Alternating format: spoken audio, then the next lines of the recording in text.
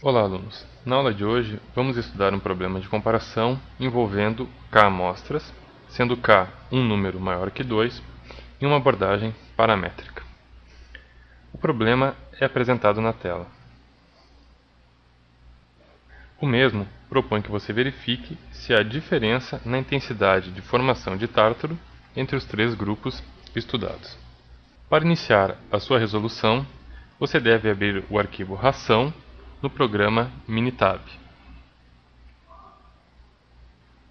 Porém, antes iremos formular o nosso teste de hipótese. Nossa hipótese nula indica que as médias de intensidade de formação de tártaro são iguais entre os três grupos estudados. Em contrapartida, a hipótese alternativa sugere que ao menos uma das médias é diferente das demais. Para o problema proposto, iremos adotar um nível de significância de 5%. Como você pode notar, ao abrirmos o arquivo ração no programa Minitab, o mesmo apresenta os valores de medição de tártaro nos 26 cães estudados, os quais foram aleatoriamente alocados em um dos três grupos. Inicialmente, vamos testar se a variável tártaro apresenta distribuição normal em cada grupo. Para isso, vamos novamente formular nossas hipóteses para o teste de normalidade. Nossa hipótese nula sugere que a distribuição da variável tártaro nos três grupos estudados segue uma distribuição normal. Em contrapartida, nossa hipótese alternativa indica que a distribuição da variável tártaro nos grupos não segue a distribuição normal. Para recordá-los, apresento uma ilustração da distribuição normal. Note que a distribuição normal apresenta um formato de sino e é simétrica em torno de sua média. Lembre-se também que ao adotarmos um nível de significância de 5%, estaremos determinando em um teste bicaudal as seguintes zonas de rejeição da hipótese nula em cada extremidade da distribuição, assim como determinaremos a zona de não rejeição da hipótese nula. Agora que já formulamos as hipóteses para o teste de normalidade, iremos realizar o mesmo no programa Minitab. Inicialmente, você deverá selecionar a opção Sumário Gráfico, como é mostrado na tela.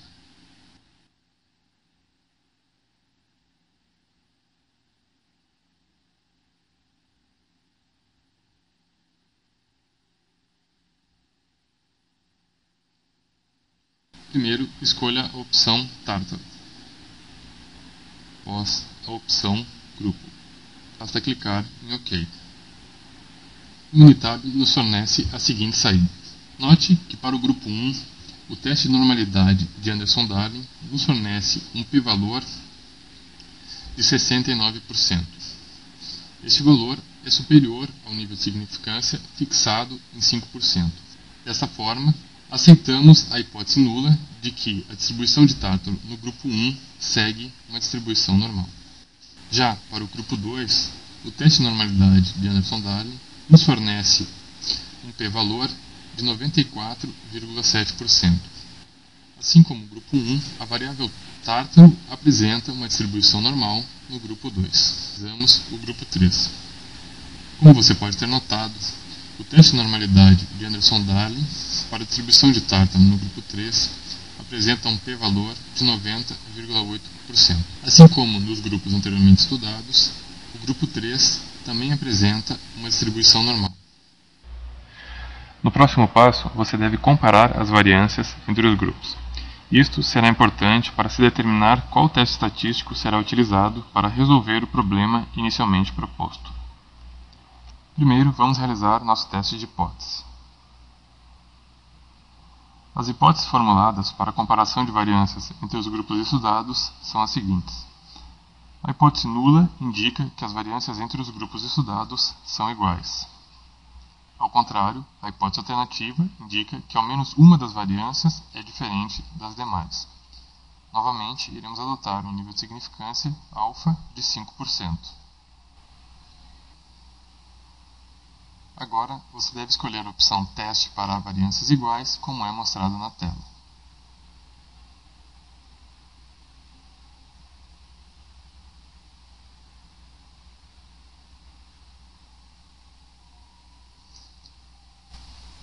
Selecione como resposta a variável tártaro e como fator a opção grupo. Basta clicar em OK.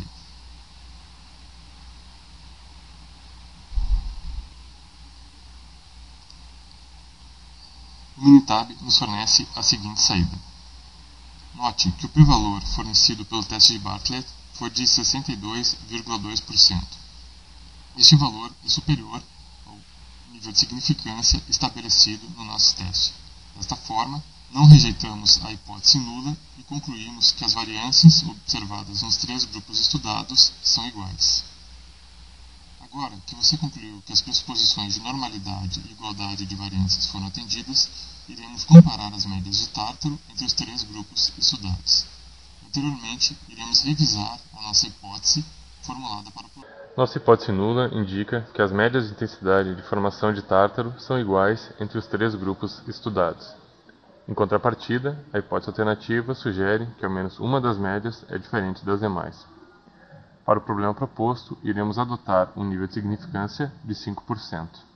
Para solucionar o problema, você deve selecionar o teste ANOVA de uma via, como é mostrado na tela.